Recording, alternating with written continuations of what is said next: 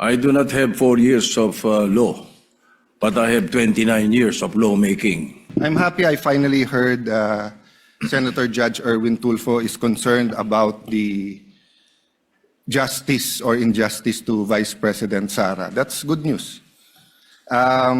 Regarding the waste of time here, sabi ni Senator Joker Arroyo, it is useless to argue a legal point with a non-lawyer. When Senator Marcoleta brought that up here, nagkaroon ng commotion. Senator Miriam stood up here many times and said, kaya ka nga nagpo 4 years na law school at nagbabar. So let me give my own interpretation. The impeachment court is formed with lawyers and non-lawyers. And we interact, and it's for everyone, and we're equal.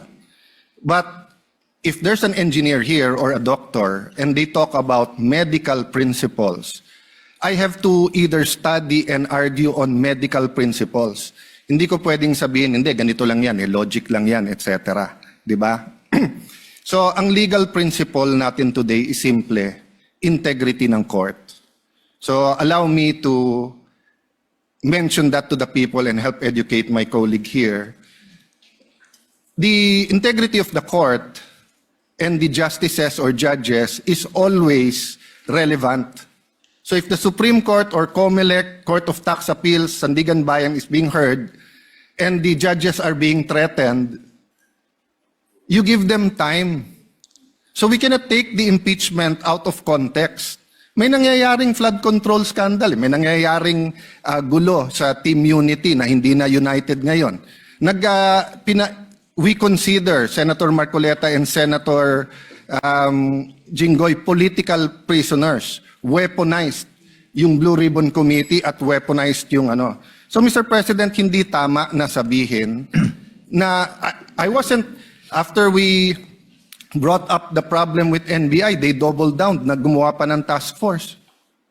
I mentioned 2 colleagues sa Salian, I didn't accuse them. Sabi ko lang, just like Vice President Sara, just because tumaas ang Salian, can we already ask for the BIR, for the AMLA and the bank accounts? So sabi ko, yan ang i-discuss namin sa Monday. Nag-react na, nag-accuse. I did not take up your accusations here today. Si Secretary Vince Dizon, 3 beses na nag-verify sa Taguig. Sinabi na 3 beses na walang ghost. Ngayon, i-verify ulit. I wasn't going to bring that up, but then i-question ninyo si Senator Padilla. It was all over the news na hindi niya inintindi or he snubbed the ombudsman. I was going to stand up before Senator Erwin stood up just to say, may registered mail. So nung una pa lang, 5 minutes si Senator Tulfo, so I'll take the 5 minutes also if you don't mind. The gentleman may proceed and kindly be mindful of the time. Yes, I will now. So I'm just saying, Senator Padilla just stood up to say, sumusunod siya sa batas, tapos. Kaya humaba to, dahil nga, hindi importante ata dito yung integrity ng judge. Lastly, kaya sinabi kong it's useless to argue a legal point. Ilang beses ko na narinig dito. It's our job to clear or prosecute the Vice President. Hindi po. It's our job to try and to decide. It's the prosecution's job to try to prosecute, and it's the defense job to convince us na wala. Our job is to try and to decide. And when you decide, you acquit or you convict. Why is that important? These are legal terms. Hindi pwedeng yung nanonood na law student ngayon sasabihin, trabaho pala ng judge to clear or to prosecute. Thank you, Mr. Presiding Officer, Mr. Senate President.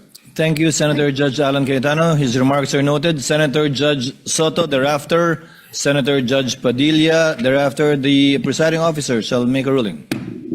You may proceed, sir. You have 2 minutes. Yeah, thank you, Mr. President, the presiding officer. I